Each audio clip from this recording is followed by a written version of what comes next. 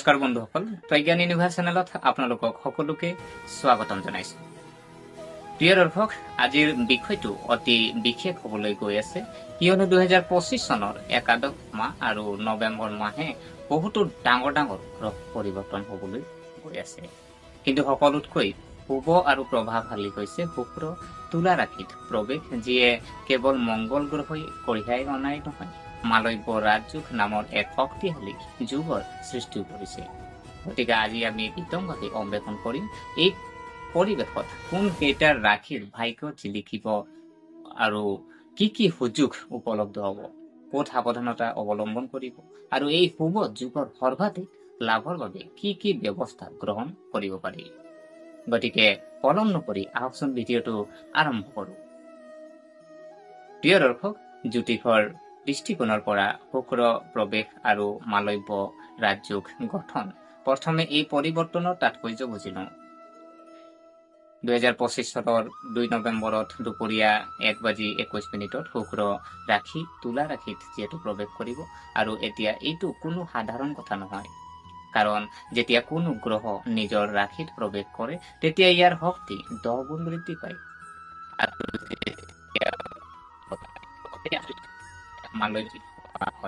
মালব্য যুগ হৈছে পঞ্চ মহাপুৰুষৰ যুগৰ অন্যতম।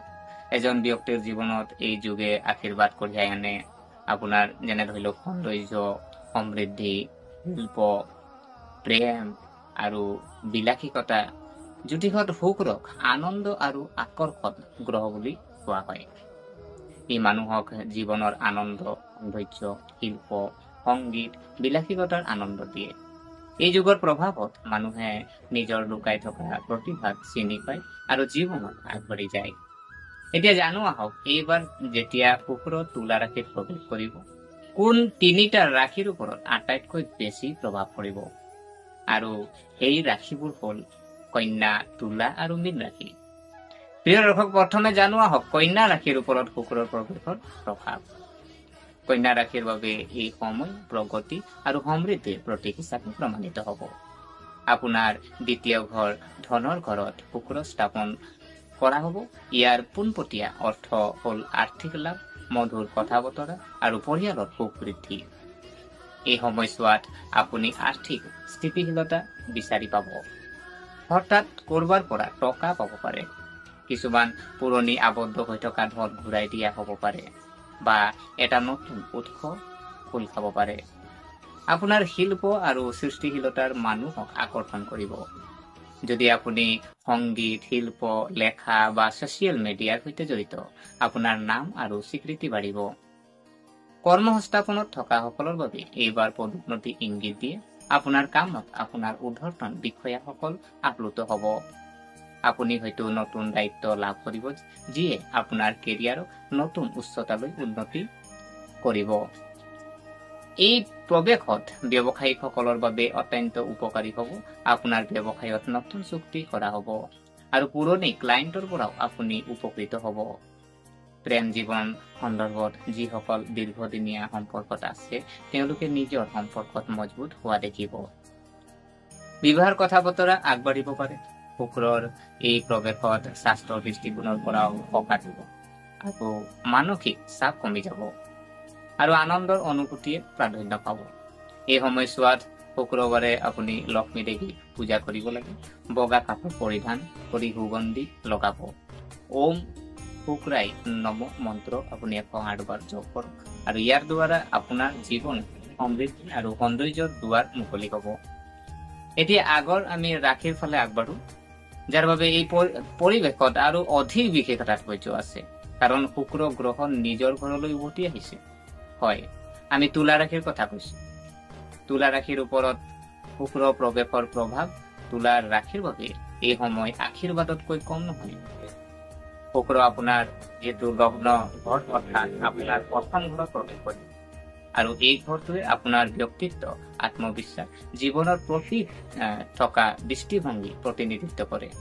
ইয়াৰ অৰ্থ আপুনি আপোনাৰ মনোমোহতা, আত্মবিশ্বাস ব্যক্তিৰে সকলোতকৈ আপ্লুত কৰিব। আপোনাৰ কথাত মানুহ অনুপ্ৰাণিত হ'ব, আপোনাৰ যোগাযোগ সম্প্ৰসাৰিত হ'ব আৰু নতুন মানুহক লগ পোৱাৰ সুযোগ পাব। চৰকাৰী খণ্ডত থকা সকলে আকাংক্ষিত বদলি বা পদোন্নতি লাভ কৰিব পাৰে। নতুন চাকৰি বিচৰা সকলৰ বাবে এয়া এক শুভ সময়। এই পৰিৱেশত বিবাহযোগ্য ব্যক্তিৰ বাবে অত্যন্ত উপকাৰী।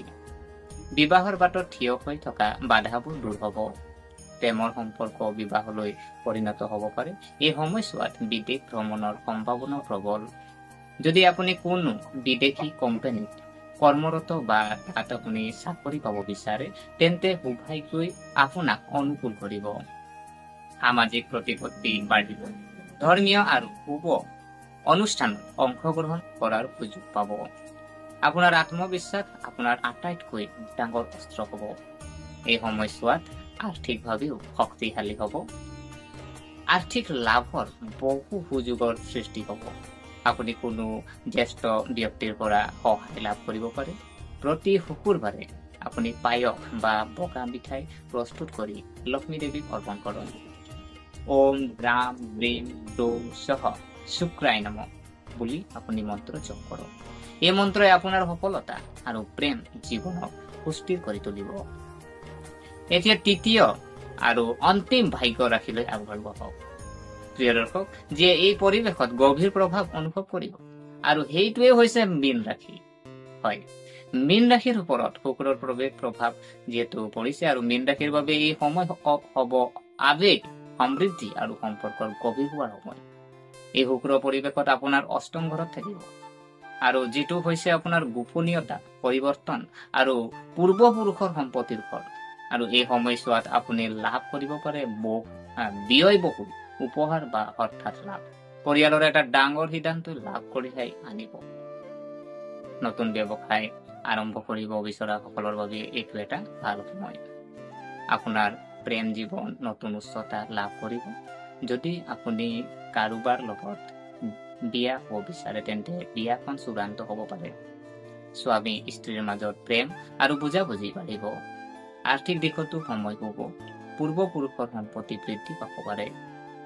আপোনাৰ বিলাসিতা বাঢ়িব। আপোনাৰ ঘৰত নতুন বাহন, আচবাব বা বিলাসী বস্তু যোগ হ'ব পাৰে। স্বাস্থ্যৰো উন্নতি হ'ব, আৰু দীৰ্ঘদিনীয়া যি আপোনাৰ ৰোগবোৰ কমি যাব। আপুনি সকাহ অনুভৱ কৰিব আৰু সুখী হৈ থাকিব। শিল্প, সংগীত, চলচ্চিত্ৰ বা গ্লেমাৰৰ জগতখনৰ লগত জড়িত সকলৰ বাবে এইটো এটা সোণালী সময় হ'ব। আপুনি প্ৰশংসা আৰু সন্মান লাভ কৰিব। বৃহস্পতিবাৰে ভগৱান বিষ্ণু আৰু দেৱী লক্ষ্মীৰ যৌথ পূজা সম্পন্ন কৰক।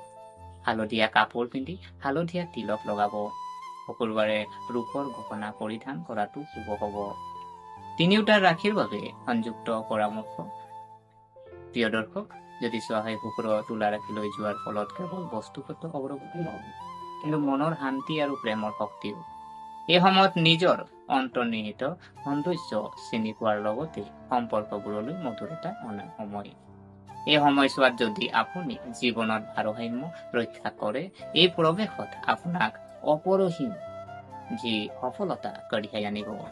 সকলো ৰাশিৰ জাতক জাতিকাই কৰিব পাৰে কিছুমান সাধাৰণ প্ৰতিকাৰ, যেনে ধৰি লওক শুকুৰবাৰে বগা ফুল আগবঢ়াব, লক্ষ্মী দেৱীৰ নামত ব্ৰত পালন কৰা, নিজৰ ঘৰত পৰিষ্কাৰ পৰিচ্ছন্নতা আৰু সুগন্ধি বজাই ৰাখক।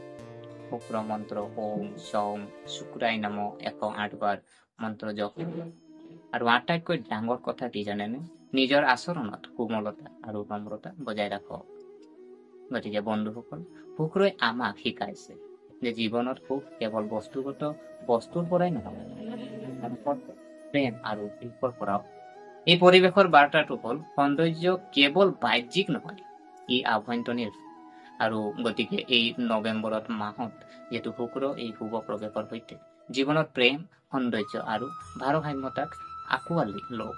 ঈশ্বৰৰ ওচৰত প্ৰাৰ্থনা কৰক যাতে আপোনাৰ জীৱনত সুখ, সমৃদ্ধি আৰু শান্তিৰ প্ৰচুৰতা থাকে। যদি আপুনি এই ভিডিঅ'টো উপভোগ কৰি আছে, তেন্তে ভিডিঅ'টো লাইক কৰিব, শ্বেয়াৰ কৰক, আৰু আমাৰ চেনেলটো যদিহে ছাবস্ক্ৰাইব কৰা নাই, অনুগ্ৰহ কৰি ছাবস্ক্ৰাইব কৰিব নাপাহৰিব।